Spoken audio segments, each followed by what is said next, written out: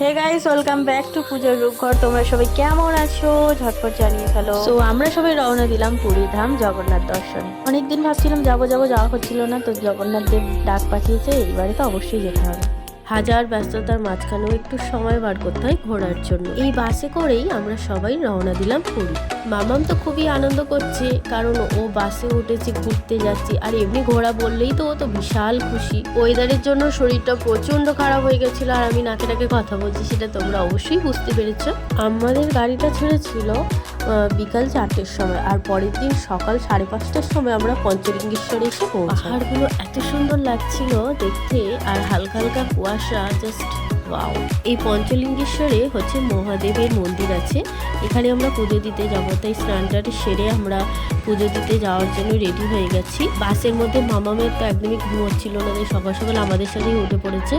ও তো বিশাল খুশি হই, মানে ওর ঘোরা বললেই একবার পুরো রেডি, ও খুবই আনন্দ করছে। ও আমরা এখন সবাই মিলে পাহাড়ে উঠবো, বাবা মহাদেবের মাথায় জল ঢালতে। আর আমাদের রাঁধুনি এখানে রান্না করছে। আমাদের এখন রান্না হচ্ছে ঘুগনি আর মুড়ি। সকালবেলা টিফিনে ছিল চা বিস্কুট আর ঘুগনি মুড়ি। এই পঞ্চলিঙ্গেশ্বর থেকে চলে যাবো সোজা হচ্ছে ভুবনেশ্বরে। তো ভুবনেশ্বরে যাওয়ার আগে হয়তো চিড়িয়াখানাটা যেতে পারি, নন্দনকানন। তো সব কিছু আমি তোমাদের সাথে শেয়ার করবো, সব ভিডিওটা ছোটো ছোটো করে কেটে কেটে তোমাদের সাথে শেয়ার করব। তো আমরা এই পাহাড়ে উঠতে শুরু করে দিয়েছি। পাহাড়টা দেখুন বন্ধুরা, কত সুন্দর লাগছে। ক্যামেরায় অত ভালো লাগছে না, কিন্তু সত্যি রিয়েল যখন দেখবে না তখন সত্যি খুব ভালো লাগবে। আমাদেরকে ওর পাপা করে নিয়েছে, আমরা এখন উপরের দিকে উঠছি পাহাড়ে। এখানে সব বিক্রি হচ্ছে, এখান থেকে সবাই নিয়ে পুজো দিতে যায়।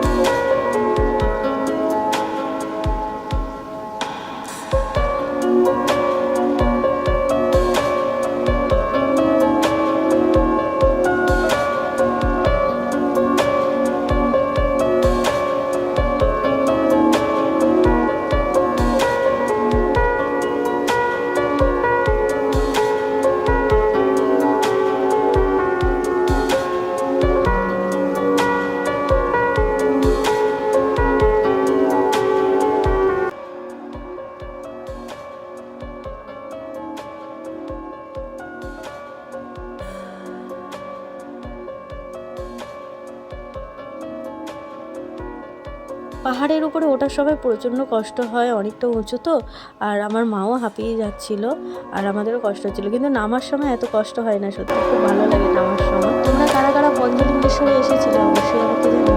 সো টাটা বন্ধুরা, আবার দেখা হবে কোনো ব্লগে। তোমরা ভালো থেকো, সুস্থ থেকো। আবার নেক্সট ভিডিও নিয়ে খুব তাড়াতাড়ি চলে আসবো।